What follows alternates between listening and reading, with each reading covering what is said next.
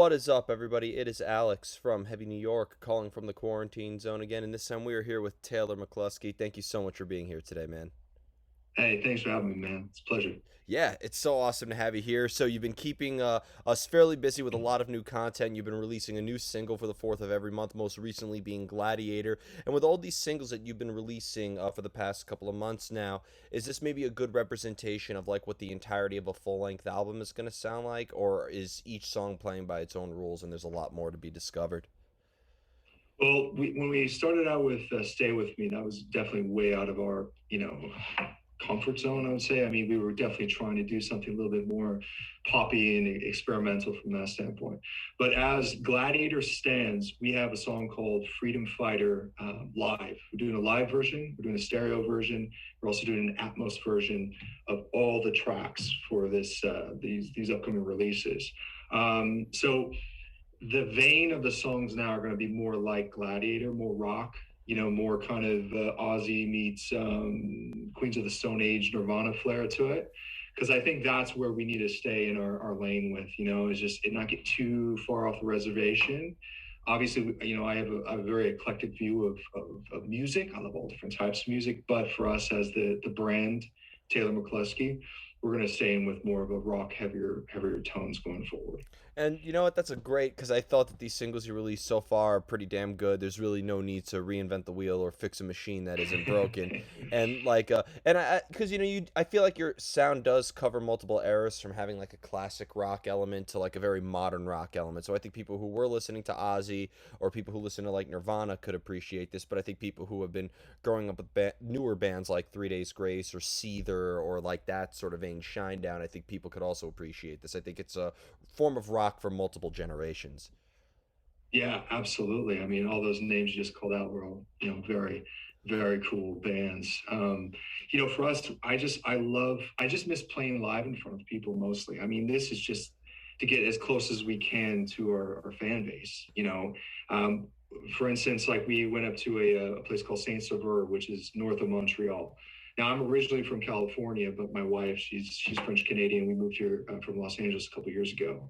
The music scene here is pretty amazing when it comes from a rock perspective. They love Metallica here. They love Slayer. They love like all the stuff we like, right? They love hard rock. So we, wanted to go out there and to my drummer's house, Ange, and do 5 songs live. And we recorded them. We have new video content coming out soon for that. But for us, it's all kind of within that kind of stratosphere of playing together live as a band and taking these studio songs into a live ordinance and projecting that out to the masses. That's kind of the vision with this. So every single song of this 18 track record we have, I'm taking them in 5 tracks at a time, and we're going in various locations all over Quebec. And some will be in houses, some will be in very beautiful studios, some will be in little basement places, and trying to encapsulate different textures of the songs live. It's funny too because Montreal, I've noticed, has such a diverse scene as well. Like I've interviewed a handful of bands from Montreal, and they're usually like death metal or black metal or something like that. So you're actually really like the first hard rock band I'm interviewing from Montreal, and Oh, cool. yeah, and it's fascinating to see because I've always thought that Canada in itself, just like I've always called it the Western Sweden in a way, because it really has like such variety and such a happening scene and stuff. Could you maybe see yourself doing like a show with like a really heavy band, hit up the guys in Beyond Creation or something would like that? I would love to. I mean, listen, for us, it's like all about how the music kind of correlates into the audience, each other. Like I've opened up for a couple harder bands up here, and I love getting them in the front, and then we kind of come up and smooth out the rest, and then maybe throw in another one after that. But I grew up listening to Queens of the Stone Age and Nirvana, like because being in Los Angeles all those years, we had Sunset Boulevard, so we had the legacy of some of the greatest musicians coming through there all times, from like hanging out with Slash and all these amazing musicians, guitar players from both like heavy rock to like alternative rock, System of a Down and Linkin Park and all those guys. I just love that we all love music, but for us, like I love stoner rock. Like I love the desert stoner rock, like Caius, Queens of Stone Age. Baroness. Yeah, like I like the way the drums sound. I like how the guitars are dropped down to like either a G or a D, and it has like like a chugga lugga lugga thing going on. Mm. And then bring in some beautiful lead guitars in there to kind of just rip through it and give it some air and some presence. And the vocals, I like leaning back on my vocals. It all depends. Like we have a song called "She Seeks Me," and that's where in the chorus, like I'm really driving my vocals into like more like a Dave Grohl kind of like growl, and some of those parts, and then other parts were kind of piecing back a bit, like kind of Joshy, kind of chill, more chiller kind of thing going on there too. Because I like the dynamics of if you're going heavy, kind of pull back on vocals a little bit. If it's going a little light, maybe push a little bit harder on the vocals, give a little buzz in the chords there, a Yeah. little grind. I mean, for me, You I think know, the best stoner metal out there is bands like Yob or Elder. Elder. Did you hear the yeah. newest Elder album that came out last year? Oh, I haven't heard it, but I will definitely do that after As this soon meeting as this here. interview's over, you got to Yeah. drop everything and listen. Omens, oh my God, that album will get you high. That album is Oh, enough to get you good. stoned. So, um, I love it, man. I yeah. love it. And you mentioned like vocals and stuff. Has there ever been a time where maybe like a lyrical idea could influence like the direction that the music takes in a way, like maybe a concept or a story, or have you always needed music in order for some vocals to sort of like be laid down? It's funny. It's a very good question. If I'm in a mood, if I'm frustrated or just kind of discontent about something, I usually start going pen to paper and just letting it out on the page first. I'm hearing things inside. My blood changes, the way my body starts moving. Sometimes I'll go for a run, just try to get my everything kind of going, buzzing. And then what I'll do next is I'll come in here. I usually have my Mesa Boogie back there, or I have like an old, vintage Fender 212 with a Bassman 68 on top of there too, and then into my pedal board. And I'll just start kind of riffing, but I'll always have an iPad Pro on me rolling, because sometimes through that process, even if it's three chords, even if it's just power chords, or even just hitting single notes with a little delay on it or something comes about that you just like, oh wow, that's kind of that lightning in a bottle effect that all the old like Keith Richards and all the old rock and roll guys used to talk about, right? It's that thing that just kind of comes, and you want to make sure that you have it and you copy it down. So as soon as I get something that's relatively like, I'm like, oh, that's really interesting, I'll send it to Glenn Robinson, and then we'll start having like a therapy session on it. Be like, what do you think? And if he gets fired up about it, he'll call me right away and we start talking about like, okay, what do you think about this? Where should we bring Andrew, the bass? Where should we bring bass? And where should we bring Zach St. John, his drums in there? And then we'll start to be like, okay, if we get the Kemper Profiler, put it on maybe the Friedman amp, we can probably start, having some fun there on Glenn's parts. So that's the excitement about creating music. That's why it's like I'm never done making a record or a single or any, like, songs are always happening.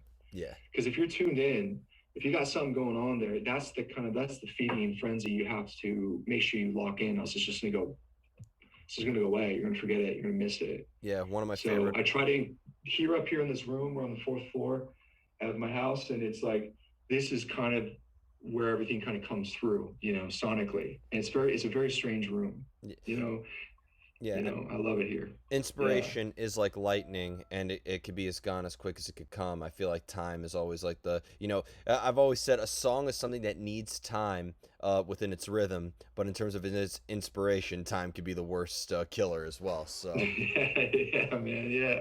yeah. Yeah. It's really like you nailed it. It's that rhythm. You want to harness that rhythm that comes in through you. If it's it's some hum thing, or if it's something you just get on the guitar. Acoustically is always great too without a pick. It's just kind of just allowing your fingers kind of take you where it needs to go, and make sure these two work with each other very well. And then the harmonies will start to the hooks will start to kind of play around. And but yeah, it's most importantly, it's a collaboration with all the guys in the band too. It's also what they hear from that as well, and what we take from all of that and put in the mix and the final master. Now, as some people know, you've also been involved in the world in acting and in filmmaking. So, like, with that, is there a similar creative energy that you've put into that medium as you have with music, or do you consider, filmmaking and acting almost two completely separate arts to music in a way? Well, the wonderful thing about that's a good question. The wonderful thing about music is you can take it here in your room you grab an instrument, or you get onto Pro Tools, or you get a keyboard out or whatever, and you can tap into that pretty quickly. Now, when it comes into like, we have a script I just wrote called Young Bloods that's going through different film festivals right now, and Academy style film festivals qualifiers, and it's about Navy SEALs and cartel and all that stuff. So that took a lot of research and 7 years of my life diving into this project. You know what I mean? So when it comes from a span of like making a movie, if you get the script ready and you love it and you have the financing to go, quite possibly could take about 2 years from beginning, middle, and end to get everything really together and out to sale. That can be definitely cut in half if you have some bigger money behind the table that can move the project through a lot more swiftly. Now, from an acting standpoint, it's all about the writing. And the thing that I struggle with acting is it's hard to act by yourself in a mirror. You need people there to play around with and to get through the script and work through it, on a stage, preferably, like, with cameras rolling, and start to kind of see what juices and real magic happens. The thing I love about music is it's like you plug in and you go. Yeah. And whatever's happening inside here, you can put it out there on the strings, and then how you sing it, how you emotionally drive the vocals, and the power of the lyrics that you put together for that one part or those parts. But that's what I love. That's what, I started out acting in LA, and I was at school at UCLA studying film. I was at the extension program at night because I was working on sets during the day. So after set, I'd go to school and study. And my buddy Tuffy Williams was a drummer, and we just locked on like this. And I don't know what it was. And I didn't play guitar in years. I was just like, I put it down. I was just all about the scripts. He's like, here's my dad's guitar, play this. And so we started playing, having some beers, and then we started the Maddest of Madmen with some friends of ours. And it was just like this. I mean, we have some of the old recordings and stuff. It's pretty wild. I mean, it's not song structures all over the place, but it's pure passion. It's pure force. And when we did our first show at the Joint in LA, I don't know if it's still there, but I remember that stage. I was just like, I felt invincible.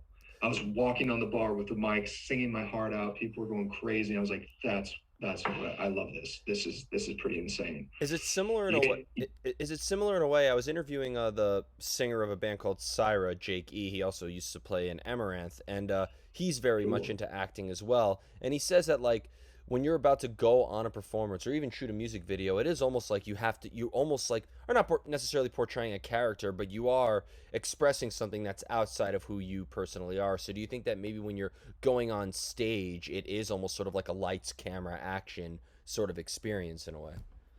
Oh yeah, I mean, you look at the set, right? What is a set? What are you trying to say to the audience with this 10 or 12 or 15 track set that you got going on? And then what other elements do you have in there? I mean, you have cameras rolling and stuff, but how's the set design? Do you have projection coming onto you?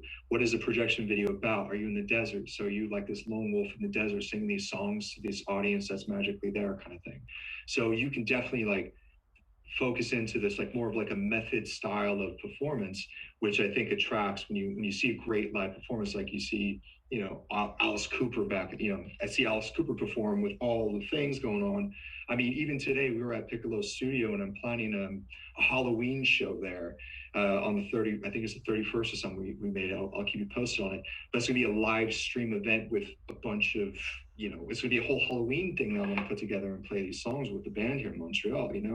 And so we're planning that now. But I like it better than just getting up there and going. Like I like having another kind of theatrics to the performance, because I think that enhances the whole vision for the audience. I mean, it's for us to give the audience this amazing, like, wow. And since we can't tour, we can't really play live events up here because it's pretty, there's rules and laws right now because of COVID. We're trying to do something with Streamlab right now to where we can set this whole stage up, make sure the sound's amazing. It's in 4K, the video's in 4K. We have multiple cameras going on. There's people directing that whole show. And then we can deliver this sonic, beautiful performance to our people that are in South America and Russia and, Mexico and US, Canada, everywhere.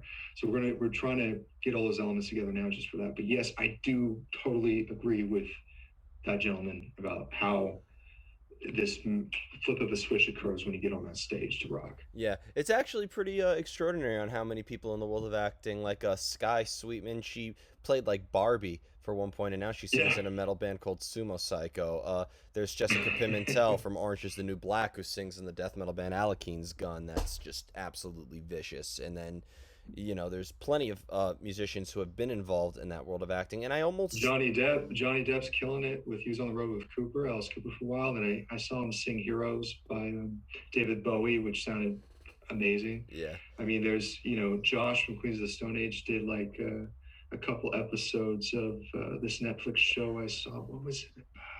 Can't recall, but it'll come back to me saying, yeah, it's a great medium. I think also for musicians to cross over, Yeah, I mean, and have some fun. I discovered Pantera because of SpongeBob because they had a song from Pantera on SpongeBob. It's pretty hilarious. Um, Oh man. and I'd imagine this goes without saying, but in the future you're gonna definitely bring that medium into music because what I've always loved music that like is not just the album and the performance, but like there's also sort of like a whole visual experience behind it and a Yeah. whole like you know alternate universe that an artist creates, whether it's Mastodon or My Chemical Romance or Converge or something like that, where they're also involved in the arts as well. So can you see maybe your filmmaking and acting experience be brought in maybe as like to create music videos or maybe even certain production on stage and stuff?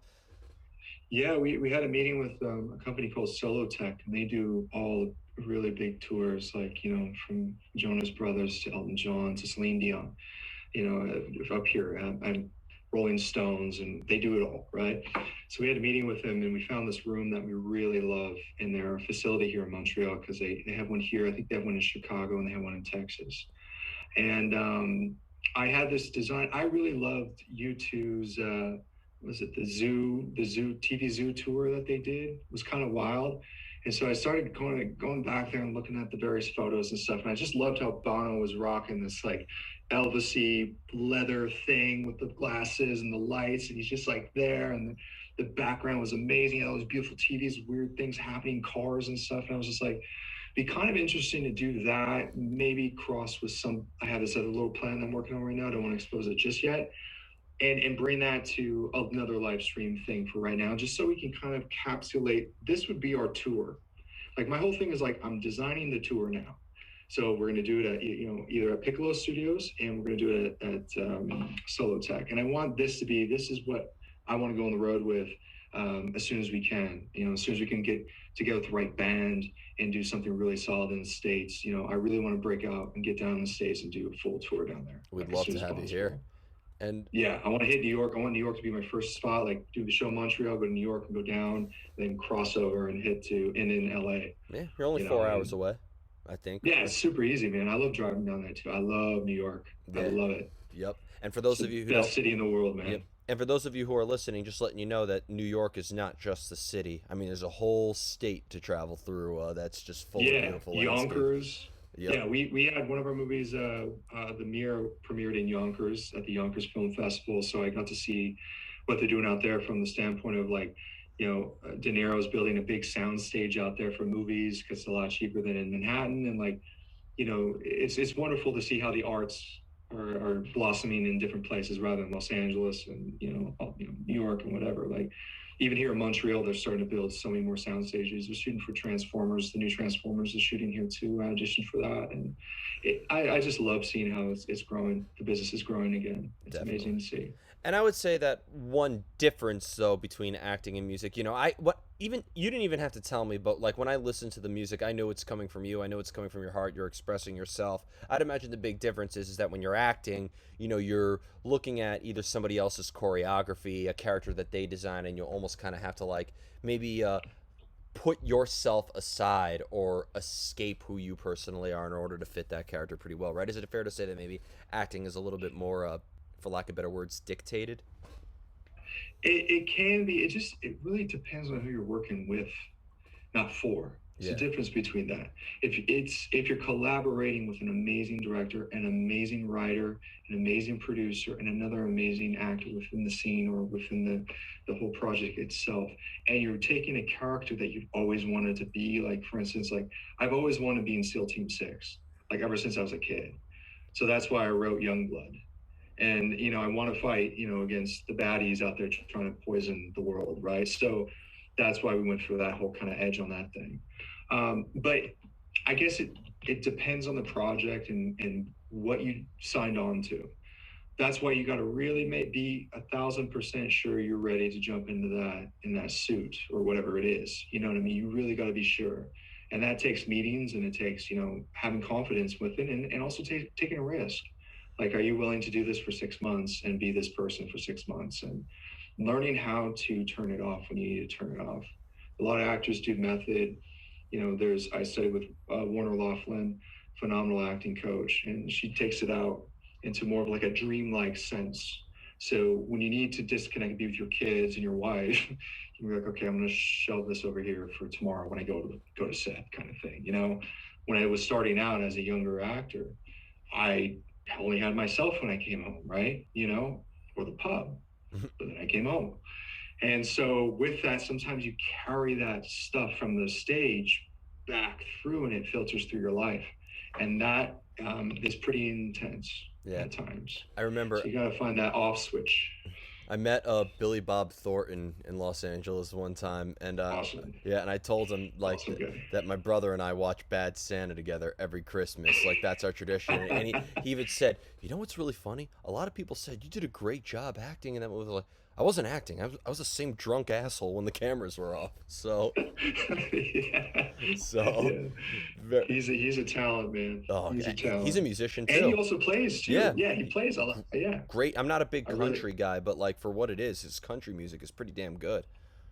Hey man, there's a lot of people loving country music out there too. And you know who's a really good rock musician too is Ryan Gosling. Yes, that's what I heard. That's what I heard. Great actor too.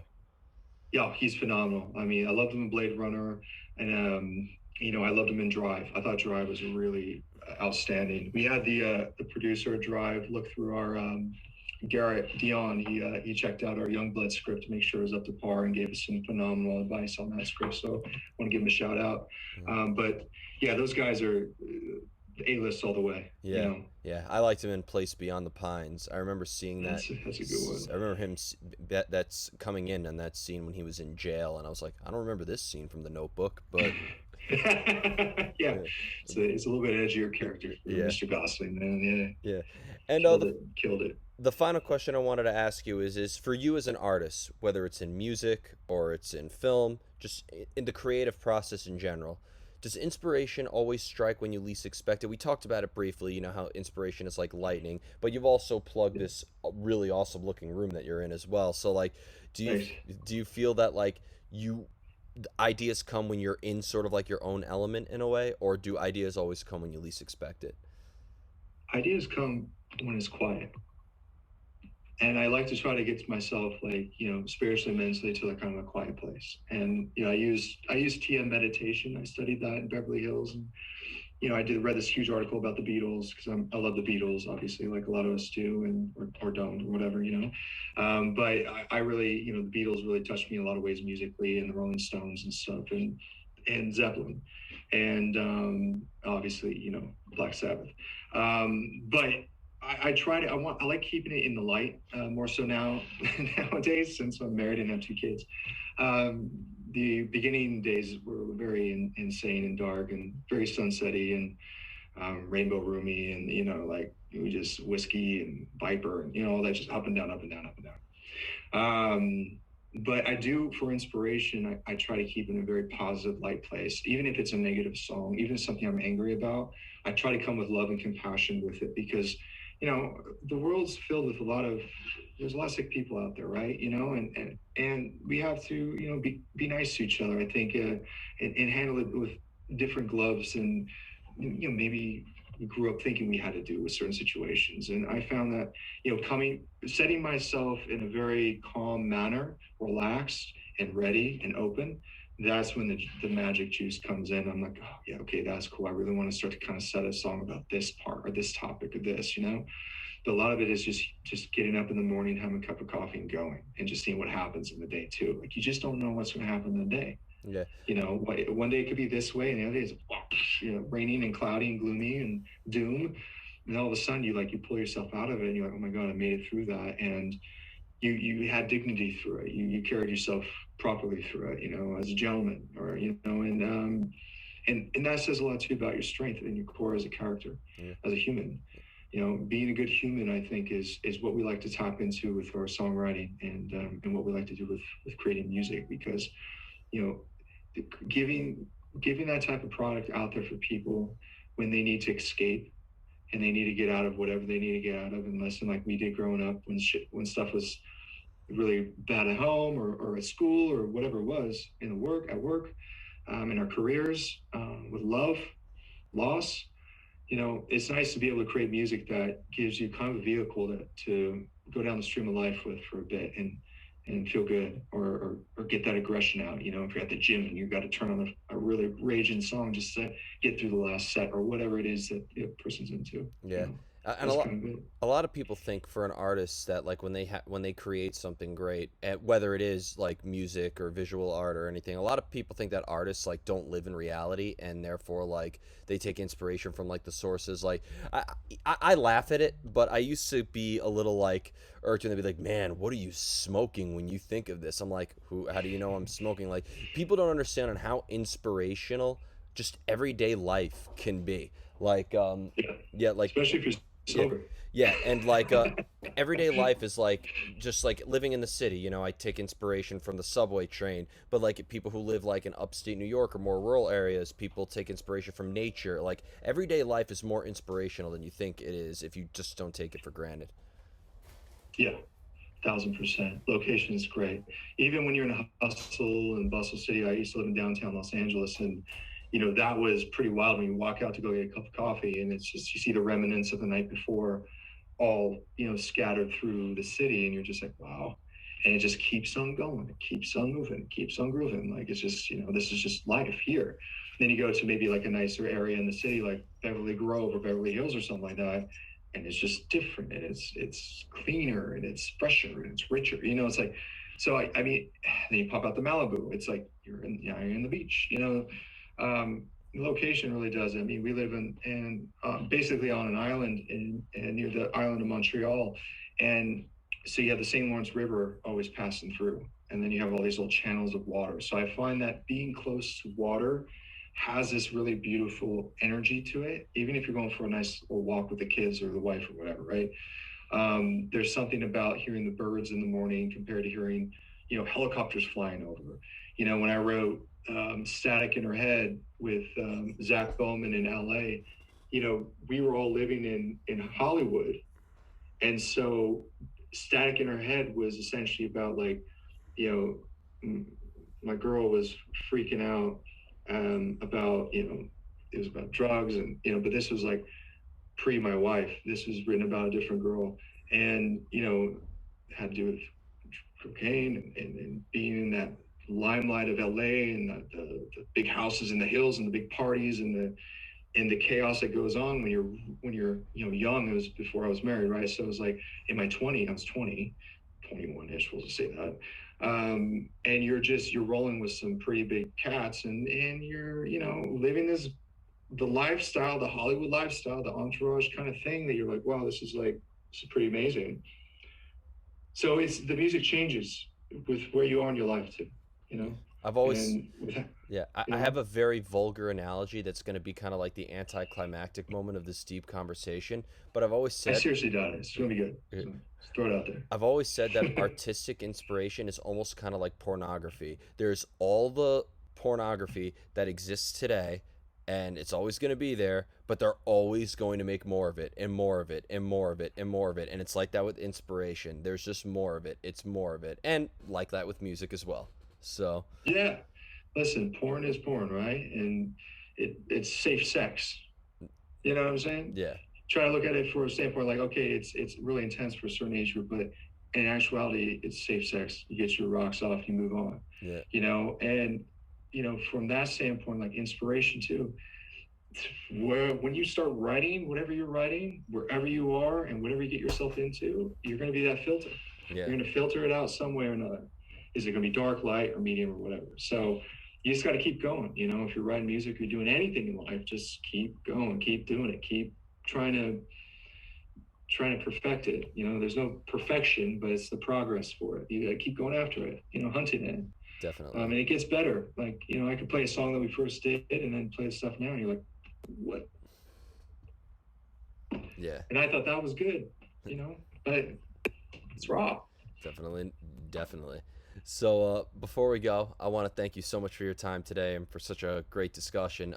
Is there just anything else that you would like to promote with the release of the new single Gladiator, and when this bullshit virus that shall not be named is finally behind us? Yeah, I'm not giving it any publicity. No, I, no, don't. but I will say every other terrible thing that's plaguing this world right now needs to hire this virus's publicist. It's doing a great job. But It is. It's just it is a go. Just go away. Let's go back to one. yeah, I listen. I really appreciate this interview, and I love your blog and your site and everything you guys are doing over there in New York. And I can't wait to meet you in person when we definitely. come down there. Rock, Yep. New York Space Off. Yeah. But listen, we have Gladiators out now live. We have the Atmos version of it, and we also have the studio version on all platforms: Spotify, Apple, and we also have a music video that's on YouTube, Gladiator Live, which we did at Madam Wood Studio here. And coming up, we have a song called Freedom Fighter. We have the single, the live version. We have the Atmos version, and we have the studio version all coming out on August 4th on all the platforms.